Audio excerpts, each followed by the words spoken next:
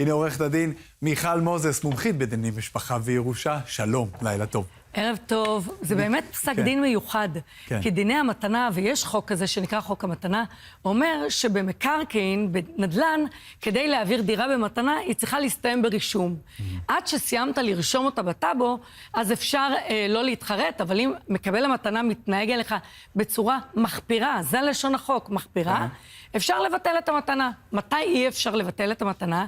כאשר הרישום של הדירה מסתיים בטאבו.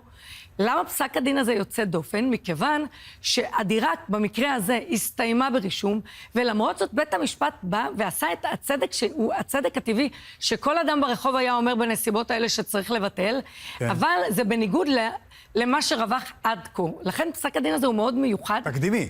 תקדימי ומעניין. חד וחלק. למה מעניין? מכיוון כן, לכבד את ההורים, גם אם קיבלתם מהם במתנה דירה, כי ייקחו לכם את הדירה. זה יפה, יפה. למה זה גם מאוד מאוד חשוב? כן. כי הרבה פעמים אנשים באים והם רוצים לעשות צוואה ולתת לילדים שלהם מתנות במהלך החיים. כן. והם חושבים שאולי אם הם ייתנו מתנות, יכול להיות שזה ישנה את המאזן או משהו ביחסים בין הצדדים, ולכן הם כותבים בצוואה שלהם בגיל 120. אבל כאן גם אנשים, מה שבית המשפט אמר, והוסיף לתוך זה, שיש מין סוג של תנאי מפסיק. זאת אומרת, כשאתה נותן מתנה, אז יש איזה סוג של תנאי, שזה בתנאי שאתה מתנהג בצורה נאותה. חשוב. או למעשה, מתנהג לא בצורה מחפירה. עורכת הדין מיכל מוזס, תודה רבה רבה, לכבד את ההורים. בהחלט. בלי קשר לדירה, תמיד.